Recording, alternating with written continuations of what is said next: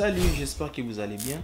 Bienvenue chez Santo Grial. Mon nom est Francis Omekongo, votre photographe et réalisateur. Alors, j'ai reçu plusieurs questions. Beaucoup de gens, beaucoup de photographes me posent la question de savoir quel boîtier ou quel appareil photo que j'utilise. Alors aujourd'hui, je suis là pour vous présenter l'appareil photo que j'utilise. Bien sûr, j'utilise d'autres appareils pour faire mes vidéos comme celui que j'ai maintenant. Mais aujourd'hui, on va parler seulement de la photographie. Ok, je vais vous parler du boîtier ou d'appareil photo, bien sûr, que j'utilise et les lenses que j'utilise. Alors, on va commencer déjà avec le boîtier. Alors, voilà le boîtier que j'utilise. Moi, j'utilise pas les boîtiers qui viennent de sortir. Non. J'utilise toujours cette boîtier là, ça fait plus de 4 ans ou 5 ans. C'est la Sony AR7 II. Oui, la Sony AR7 II. Oui, ça date, mais il fonctionne encore. Donc moi, vu que ça fonctionne, je continue toujours à l'utiliser. Je ne vais pas entrer dans le jeu des photographes où quand il y a des appareils qui sortent, on doit toujours l'avoir. Moi, je ne suis pas comme ça. Moi, je suis quelqu'un qui tient beaucoup à quelque chose qui fonctionne.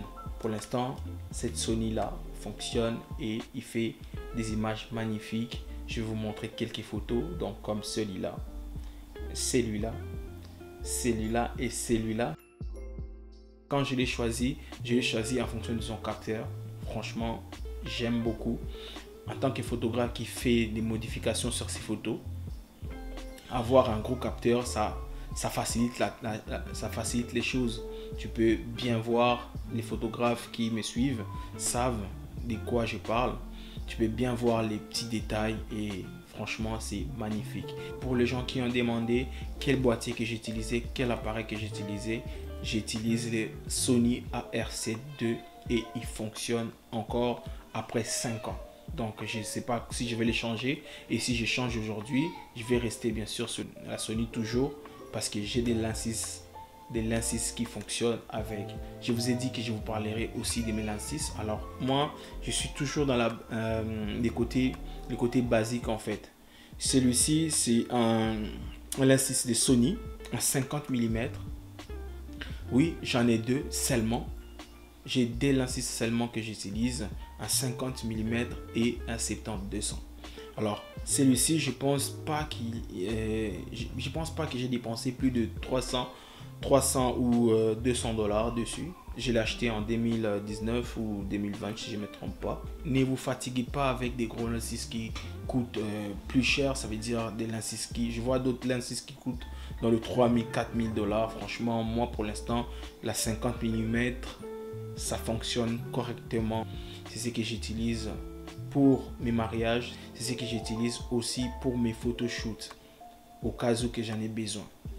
Je vais déposer la star.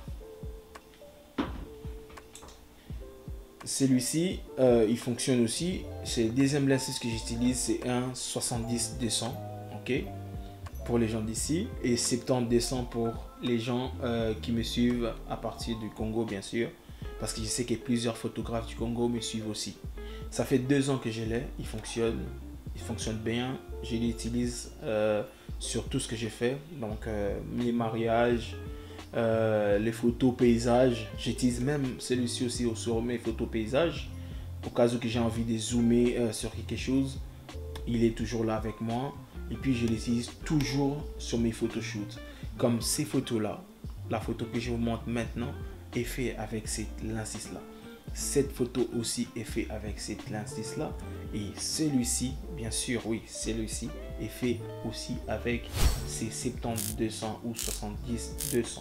Donc merci pour les gens qui ont posé cette question là, qui voulaient savoir quel matos que j'utilisais. Je viens de vous montrer.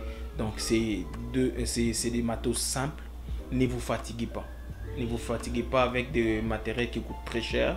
C'est un photographe qui fait la photo, pas la photo. Donc n'hésitez pas, posez vos questions sur le commentaire, partagez et aimez. Merci beaucoup encore d'être là. À la prochaine vidéo. Bye bye.